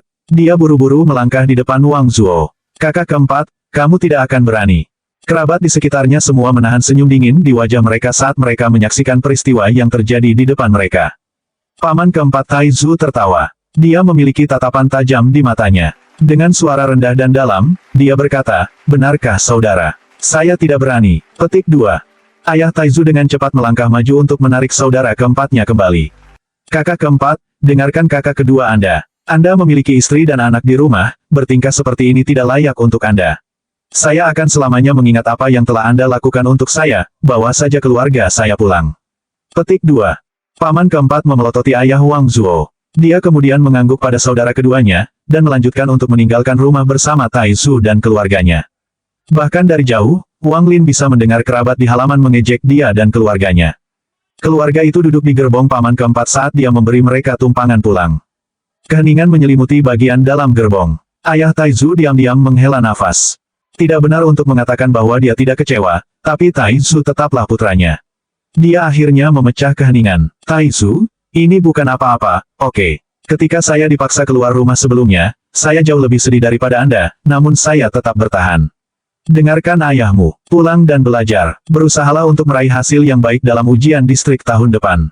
Jika Anda tidak ingin membaca, santai saja dengan paman keempat Anda." Petik 2. Ibu Taizu menatap putranya dengan penuh kasih dan menghiburnya. "Taizu, jangan lakukan hal bodoh. Anda anak saya satu-satunya. Jika terjadi sesuatu pada Anda, saya tidak ingin hidup lagi. Kamu harus kuat." Saat dia berbicara, air mata mengalir di wajahnya. Wang Lin menatap orang tuanya. Dia mengangguk dan berkata, "Ayah, Ibu, yakinlah. Saya tidak akan melakukan sesuatu yang konyol. Jangan khawatir, saya punya rencana." Petik 2. Ibu Taizu memeluknya. Sambil memeluknya, dia berkata, Taizu, sudah berakhir. Kami akan melupakan masalah ini. Petik 2. Dalam pelukan hangat ibunya, hati Taizu yang terluka perlahan sembuh. Dia merasa kelelahan setelah kejadian beberapa hari terakhir. Saat kereta memantul ke atas dan ke bawah, Taizu perlahan tertidur. Dia melihat mimpi. Dia bermimpi bahwa dia adalah seorang yang abadi, terbang di langit bersama orang tuanya. Ketika Taizu bangun, sudah larut malam. Dia menghela nafas ringan saat dia melihat sekeliling ke ruangan yang dikenalnya. Hatinya teguh. Sebelum meninggalkan rumah, dia memandang lama orang tuanya yang sedang tidur. Dia mengambil pena dan kertas, dan menulis surat. Setelah cukup makan makanan kering, dia melanjutkan perjalanannya. Saya tidak akan menyerah di jalan untuk menjadi abadi. Saya harus mencoba untuk bergabung dengan Sekte Hang Yue sekali lagi. Jika mereka masih tidak mau menerima saya, setidaknya saya harus menemukan lokasi Sekte abadi lainnya. Mata Wang Lin dipenuhi dengan tekad saat dia meninggalkan desa pegunungan, hanya membawa tas. Dengan sinar bulan membuka jalan dan bintang-bintang menandai arahnya, Wang Lin berjalan maju, hanya bayangan panjangnya untuk ditemani. 3 hari telah berlalu, Wang Lin sedang berjalan di jalan pegunungan yang terpencil. Dia telah membuka matanya kembali ketika pemuda abadi itu memeluknya. Dia masih ingat arah umum. Menuju ke timur, Wang Lin mengabaikan rumput liar yang memotong kedua kakinya. Dia terus bergerak maju. Setelah seminggu, dia sudah memasuki bagian dalam pegunungan. Untungnya, tidak ada hewan pemakan manusia di sini. Wang Lin mengejar jalannya dengan hati-hati. Hari ini, ketika dia melihat ke atas, dia akhirnya bisa melihat puncak berkabut yang familiar di puncak bukit yang terisolasi. Taizu benar-benar kelelahan pada saat ini. Dia mengeluarkan beberapa makanan kering dan mengambil beberapa gigitan sambil menatap pintu masuk Sekte Hang Yue. Rambut di belakang leher Wang Lin berdiri saat dia mendengar binatang buas bernapas di belakangnya. Dia melihat ke belakang dan semua warna langsung hilang dari wajahnya. Seekor harimau putih besar dengan mata merah darah membuat udara terasa padat. Tetesan air liur menetes dari sudut mulutnya, menghasilkan suara yang menetes saat menyentuh tanah. Harimau putih itu meraung saat menerkam. Wang Lin mengungkapkan senyum pahit, dan tanpa ragu melompat dari sisi tebing. Dia merasakan angin di wajahnya saat dia jatuh. Dia tidak bisa membantu tetapi mengingat tatapan di mata orang tuanya, serta semua kerabat yang mengejeknya. Ayah, ibu, anakmu tidak mendengarkanmu. Ini selamat tinggal. Petik 2. Dinding tebing ditutupi oleh banyak cabang. Tubuh Taizu terpotong oleh cabang saat dia jatuh dengan kecepatan sangat tinggi. Beberapa saat kemudian, di tengah penurunan, Taizu merasakan kekuatan yang sangat besar menariknya. Wang Lin tidak memiliki kendali atas tubuhnya saat kekuatan menariknya. Sebelum dia menyadarinya, dia berada di dalam gua yang telah diukir di dinding tebing. Dia merasakan kekuatan besar terus-menerus menarik tubuhnya ke dinding, setelah sekian lama kekuatan itu akhirnya menghilang dan dia jatuh dari dinding. Dia butuh waktu lama untuk sadar kembali. Saat Taizu berjuang untuk bangkit kembali, dia melihat pakaiannya robek dan tubuhnya tergores oleh cabang. Nyeri datang dari lengan kanannya yang bengkak. Tetesan besar keringat mengucur, menempel di setiap bagian tubuhnya. Wang Lin menyentuh lengannya, tetapi dia tidak tahu apakah tulangnya patah. Cedera ini pasti didapat saat dia menabrak dinding, bab 08 manik batu. Taizu pucat saat dia bangun dan melihat sekeliling. Dia menemukan bahwa dia berada di gua alam kecil. Sinar matahari mengintip melalui pintu masuk gua, menampakkan lantai yang tertutup tulang burung dan hewan. Di dinding di belakangnya ada lubang hitam seukuran kepalan tangan. Dia tidak tahu seberapa dalam lubang kecil ini, tetapi setelah diperiksa lebih dekat, satu misteri terpecahkan. Gaya tarik yang sebelumnya menghisapnya ke dalam gua berasal dari lubang ini. Hewan-hewan yang memiliki tulang berserakan itu tersedot seperti dia dulu.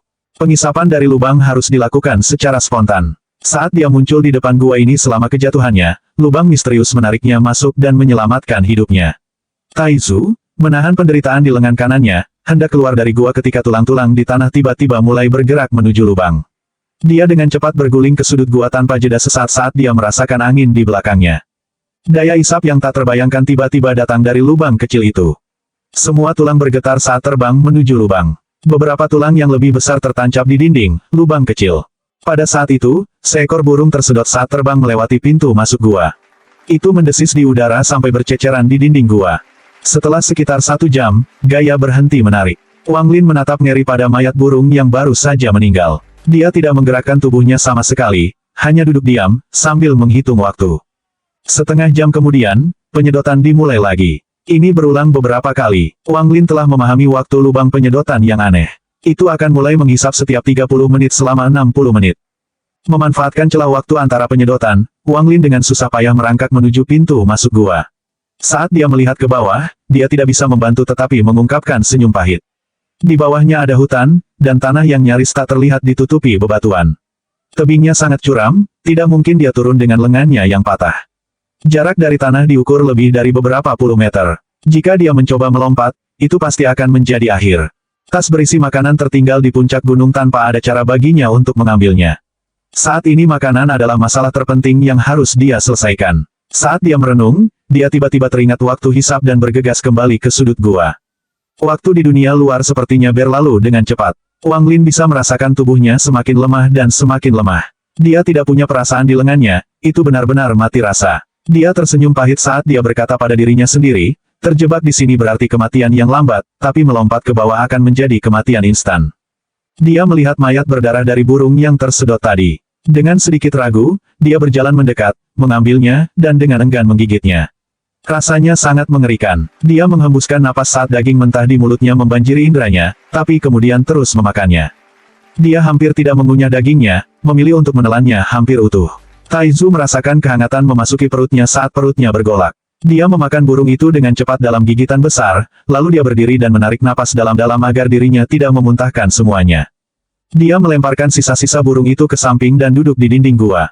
Pikirannya berkelana, sesaat memikirkan orang tuanya, sesaat memikirkan paman keempatnya, sesaat memikirkan wajah mengejek kerabatnya, dan satu saat ia bahkan memikirkan tentang mata dingin pria parubaya berbaju hitam dari Heng Sekte Yue. Dalam keadaan kesurupan, Wang Lin melihat bangkai burung yang setengah dimakan. Tanpa mengedipkan mata, dia mengambil mayat untuk diperiksa lebih dekat. Dia melihat bahwa di dalam bangkai burung itu ada manik-manik merah seukuran bayi pertama. Dia sangat terkejut saat mengeluarkannya dari bangkai. Mengapa ada manik-manik di tubuh burung ini? Jantung Wang Lin berdebar-debar saat memikirkan sebuah buku yang pernah ditunjukkan oleh guru di desanya. Beberapa hewan hidup sampai jauh lebih tua, dan sesuatu yang disebut dantian akan terbentuk di dalam tubuh mereka.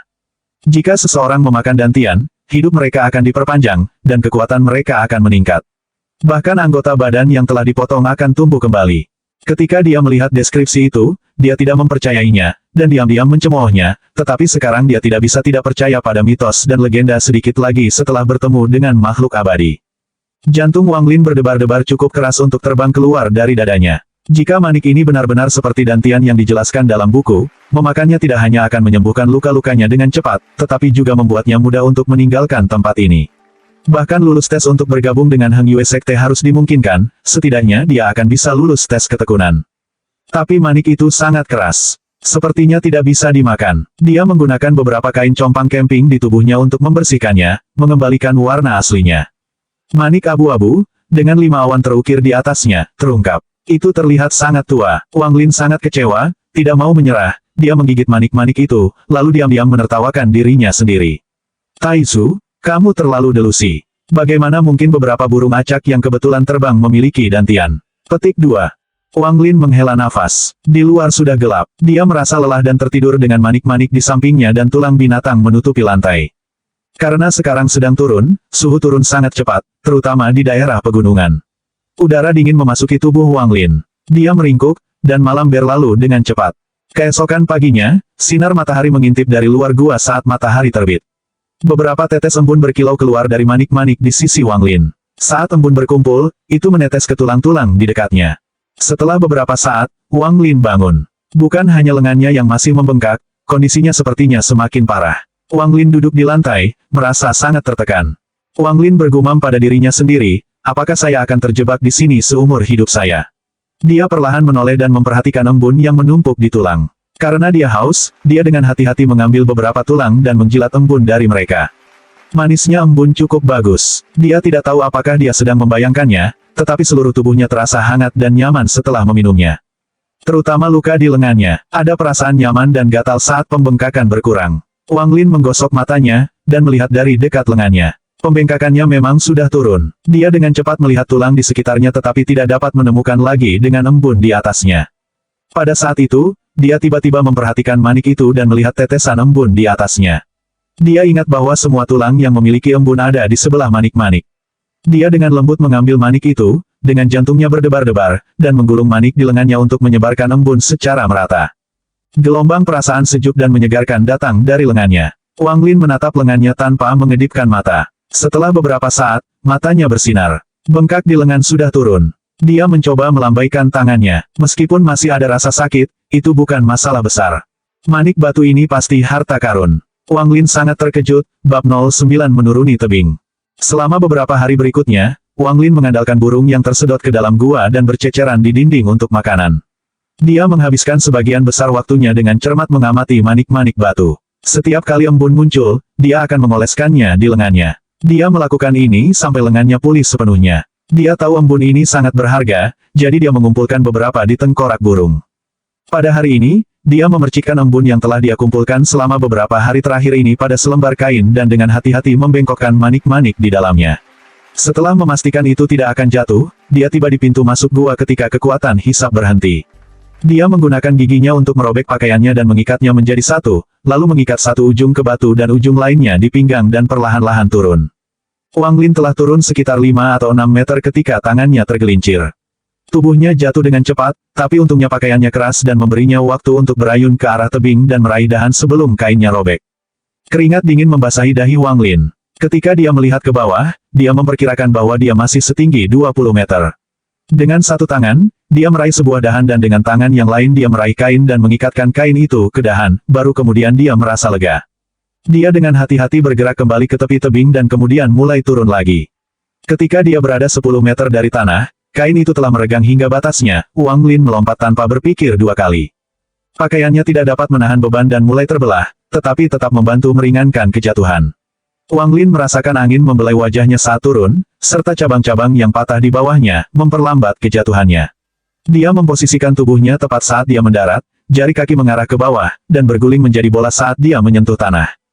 Tanah terasa seperti pisau batu yang menusuk tubuhnya, menciptakan berbagai luka dalam, terutama luka di kaki ini. Itu sangat dalam sehingga Anda bisa melihat tulang-tulangnya. Wang Lin, dengan penglihatan kabur, terengah-engah. Dia berjuang untuk memasukkan kain yang ada di lehernya yang berisi manik-manik ke dalam mulutnya dan menyedot beberapa embun yang ada di kain itu.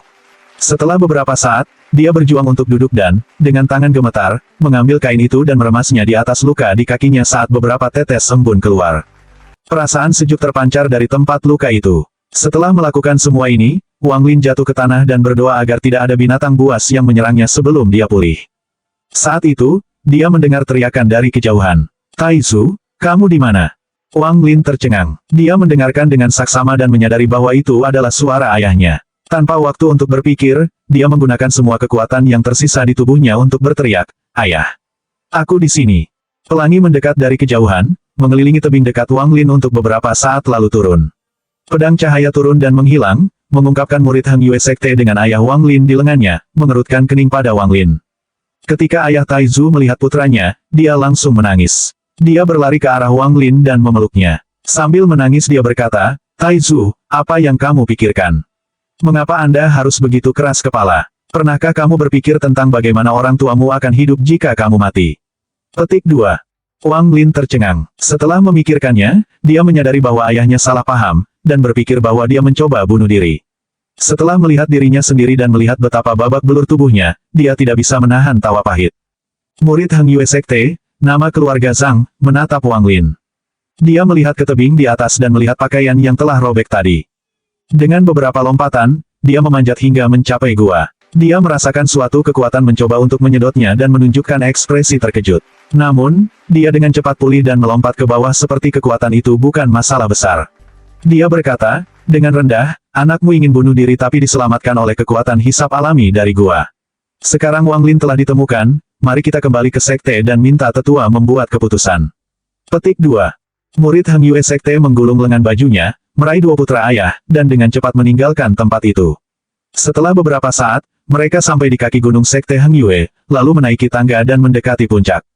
Kembali ke sini seperti ini menyebabkan perasaan Wang Lin campur aduk. Di puncaknya, ada banyak orang dengan ekspresi jelek. Murid Zhang dengan cepat mendekati salah satu dari mereka dan membisikkan sesuatu. Alis lelaki tua itu berkerut dan berkata dengan suara dingin. "Sejak orang itu ditemukan, kirim dia ke ruang tamu untuk menyatukannya kembali dengan ibunya." Di dalam kamar, ketika ibu Wang Lin melihat putranya, dia langsung menangis dan berlari untuk memeluknya. Setelah mendengar dari orang tuanya dia akhirnya tahu apa yang sedang terjadi. Ketika dia lari dari rumah, orang tuanya kembali ke keluarga Wang untuk mencari paman keempatnya. Mereka bertiga mengkhawatirkan keselamatannya, jadi mereka pergi mencari ayah Wang Zuo. Dengan tekanan paman keempatnya, ayah Wang Zuo dengan enggan meminta anggota keluarga untuk membantu meminta bantuan dari Sekte Heng Yue. Ini adalah pertama kalinya Heng Yue Sekte menemukan sesuatu seperti ini memilih untuk mengabaikannya pada awalnya. Namun, alasan mengapa Wang Lin kabur dari rumah adalah karena tidak diterima di Sekte Heng Yue. Meskipun Sekte Heng Yue tidak peduli tentang kehidupan dan kematian manusia, jika dia benar-benar mati dan berita tentang itu menyebar ke desa-desa terdekat, orang tua tidak akan ingin anak-anak mereka mencoba memasuki sekte tersebut. Khawatir tentang masa depan, mereka mengutus beberapa murid untuk mencari di daerah tersebut. Ayah Wang Lin masih khawatir jadi dia mengikuti mereka. Dan itulah yang menyebabkan keributan di hadapannya. Setelah beberapa saat, seseorang mengirimkan obat. Ibu Taizu dengan tergesa-gesa berterima kasih kepada orang yang mengirimkannya, dan dengan hati-hati memberikannya kepada putranya. Ini memang obat yang diproduksi oleh Sekte Abadi. Efeknya sangat bagus. Setelah meminumnya, Wang Lin merasa bahwa dia telah pulih cukup banyak, dan lukanya mulai berkurang. Orang tua Wang Lin tak henti-hentinya memberikan kata-kata penghiburan padanya. Dia ingin menjelaskan semuanya kepada mereka, tetapi dia tidak yakin apakah mereka akan mempercayainya. Pada saat itu, di aula Heng Yue Sekte, beberapa tetua sedang duduk mendengarkan murid Zhang menjelaskan bagaimana dia menemukan Wang Lin. Di ujung meja panjang itu, seorang pria berwajah merah berkata dengan tidak puas, apa hubungan hidup dan mati seorang yang fana dengan yang abadi seperti saya? Lihatlah sekolah abadi lainnya, yang mana di antara mereka seperti kita yang mengirim orang untuk mencari seorang anak yang mencoba bunuh diri karena dia tidak terpilih. Ini memalukan. Petik 2. Di sebelahnya, seorang pria parubaya dengan wajah dingin berkata, apa yang dikatakan tetua Ma benar. Di semua sekte di negara bagian Zhao, hanya sekte Heng Yue kami yang seperti ini. Tetapi jika anak itu benar-benar mati di pegunungan kita, orang tua akan takut anak-anak mereka semua akan mencoba bunuh diri jika ditolak. Lalu, siapa yang berani mengirimkan anak-anak mereka kepada kami? Petik 2. Seorang lelaki tua berjubah menyesap teh dan berkata perlahan, pada kenyataannya, bukankah karena Sekte Heng Yue kita telah menolak sehingga kita harus memilih murid yang cocok untuk kultivasi dari manusia? Jika itu 500 tahun yang lalu, siapa yang peduli apa yang manusia pikirkan? Petik 2. Akhirnya, seorang tua yang penuh keriput menghela nafas dan berkata, jika pemuda ini pernah mencoba bunuh diri, dia bisa mencoba bunuh diri lagi. Untuk mencegah masalah ini berlanjut, mari kita buat pengecualian dan terima dia sebagai murid. Setelah dia selesai berbicara, dia melirik pria parubaya itu, bab 10 memasuki sek. Orang tua berwajah merah itu mengerutkan kening dengan ketidakpuasan dan berkata, Elderly, apakah Heng Yue Sekte kita benar-benar akan tenggelam begitu rendah? Untuk membuat pengecualian bagi kehidupan dan kematian makhluk hidup. Elderly membuka matanya dan berkata dengan suara dingin, Elder Ma, Bapak bangsa menyuruh saya untuk menangani masalah ini. Jika tidak ditangani dengan benar, dan sampai ini mencoba bunuh diri untuk kedua kalinya dan orang tuanya menyebar bahwa kita memaksa anak mereka untuk bunuh diri, bukankah itu lebih memalukan? Jika Anda bersedia bertanggung jawab atas masalah ini, maka saya akan membiarkan Anda menanganinya.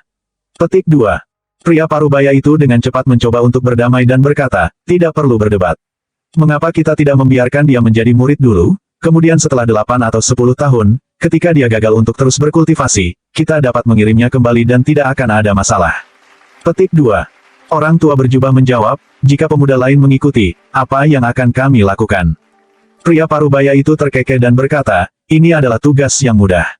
Setelah ini, kami telah mempelajari pelajaran kami. Ketika kita mengecewakan orang di masa depan, kita harus menanamkan gagasan untuk tidak bunuh diri dan itu akan menyelesaikan masalah ini. Adapun Wang Lin ini, karena masalahnya sudah sebesar ini, mari kita anggap saja dia sebagai murid. Satu murid tambahan tidak masalah. Petik 2. Selain tetua Li, dua tetua lainnya memandang dengan serius ke pria parubaya, tidak mengucapkan sepatah kata pun. Pria parubaya itu tersenyum dan berpikir, oh Wang Lin. Saya telah membantu semua yang saya bisa. Saya telah membayar Anda untuk potongan logam yang diberikan paman keempat Anda kepada saya. Saya sangat penasaran bagaimana manusia bisa mendapatkan jenis materialnya. Petik 2. Apa yang pria parubaya tidak tahu adalah bahwa paman keempat Wang Lin telah membelinya dari seorang pandai besi. Dia telah melihat banyak hal, dan begitu dia melihatnya, dia tahu itu tidak normal.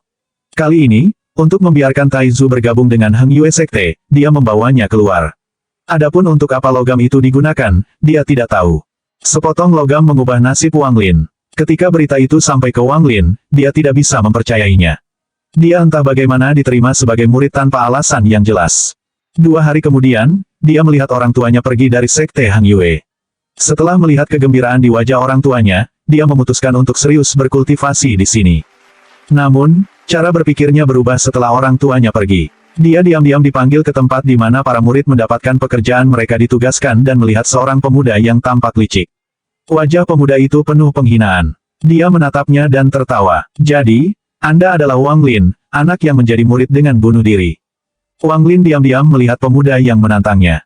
Pemuda itu mencibir, "Nak, mulai besok pagi kamu datang kepadaku untuk bekerja. Tugas Anda adalah mengambil air, tidak kurang dari 10 tong sehari. Jika Anda tidak dapat menyelesaikan pekerjaan, maka tidak ada makanan untuk Anda, dan jika Anda melanjutkan selama 7 hari maka saya akan memberitahu para tetua untuk mengusir Anda dari sekte. Ini pakaianmu. Ingat, murid kehormatan hanya bisa memakai abu-abu. Setelah Anda menjadi murid sejati, Anda akan diberi warna lain." Setelah dia selesai berbicara, dia melemparkan pakaian itu ke Wang Lin dan menutup matanya. Wang Lin mengambil pakaiannya dan bertanya, "Di mana saya tinggal?" Pemuda itu bahkan tidak membuka matanya dan dengan santai berkata, "Pergi ke utara sampai kamu melihat deretan rumah. Berikan lencana Anda kepada murid di sana dan mereka akan memberi Anda kamar." Petik 2. Wang Lin pergi dan menuju utara ke rumah. Pemuda itu membuka matanya dan berkata, dengan jijik, bergantung pada bunuh diri untuk bergabung, dia benar-benar sia-sia. Saat berjalan di Sekte Hang Yue, Wang Lin melihat banyak murid mengenakan seragam abu-abu terburu-buru dengan wajah pucat dan dingin. Beberapa memiliki alat di tangan mereka dan mereka semua terburu-buru. Setelah berjalan lurus beberapa saat, dia melihat deretan rumah. Ada lebih banyak murid berbaju abu-abu di sini, tetapi mereka hampir tidak berbicara satu sama lain. Setelah dia memberikan lencananya kepada murid berpakaian kuning yang bertanggung jawab, pemuda itu dengan tidak sabar menunjuk ke sebuah ruangan. Wang Lin sudah terbiasa dengan ekspresi dingin dari semua orang di sini. Dia masuk ke kamarnya dan membuka pintu. Itu adalah ruangan besar dengan 2 tempat tidur kayu, sebuah meja, dan 2 kursi. Mereka semua sangat bersih dan baru seperti furnitur di rumahnya. Dia memilih tempat tidur yang tampak kosong. Dia meletakkan kopernya dan berbaring di tempat tidurnya. Meskipun dia telah masuk ke Sekte Hang Yue, itu bukan yang dia harapkan. Dia berpikir bahwa dia akan mempelajari teknik abadi, tetapi sepertinya tugasnya adalah mengambil air. Memikirkan hal ini, dia menghela nafas dan menyentuh manik-manik batu di depan dadanya. Ini adalah harta karun yang dia peroleh. Wang Lin telah membaca banyak buku dan dia tahu bahayanya mengungkapnya, karena banyak orang akan mengincar harta karun ini. Beberapa saat kemudian, malam tiba dan seorang pemuda sangat lelah berbaju abu-abu membuka pintu dan masuk. Dia tercengang saat melihat Wang Lin, lalu pingsan di tempat tidurnya tanpa mengucapkan sepatah kata pun.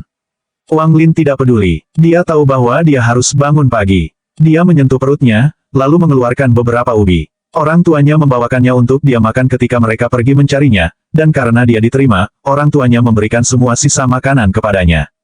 Ubi jalar sangat manis. Saat Wang Lin sedang makan, pemuda itu bangun dan mengamati ubi jalar. Saat mulutnya berair, dia berkata dengan suara rendah, "Bolehkah saya minta sepotong?" Wang Lin mengambil beberapa potong dan berkata, "Saya punya banyak di sini. Jika Anda mau, makan lagi." Petik 2. Pemuda itu dengan cepat mengambil makanan itu dan mengambilnya dari syal, lalu pergi ke meja dan menuangkan segelas air untuk dirinya sendiri. Dia berseru, "Sial, saya belum makan apa-apa dalam 2 hari. Jadi siapa namamu?" Wang Lin menyebut namanya. Pemuda itu tiba-tiba tertawa dan berkata, "Jadi kamu adalah Wang Lin, sampah yang memasuki Sekte Hang Yue dengan mencoba bunuh diri." Dia tiba-tiba menyadari apa yang telah dia lakukan dan berkata, "Saudaraku, namaku Zhang Hu. Sejujurnya, tidak ada seorang pun di sekte yang tidak tahu tentang Anda, jadi tolong jangan salahkan saya atas apa yang saya katakan sebelumnya. Nyatanya, saya mengagumi Anda karena bisa masuk sekte dengan cara ini." Petik 2. Wang Lin tertawa getir. Dia tidak mencoba menjelaskan dan memberikan beberapa potong ubi. Zhang Hu dengan cepat menerimanya dan mengambil beberapa gigitan, lalu berkata, "Wang Lin, lebih baik kamu tinggalkan sebagian untuk dirimu sendiri. Anda baru di sini, entah kejahatan apa yang akan coba dilakukan musang kuning itu. Sial, dia bahkan tidak memperlakukan kita seperti manusia." Petik 2.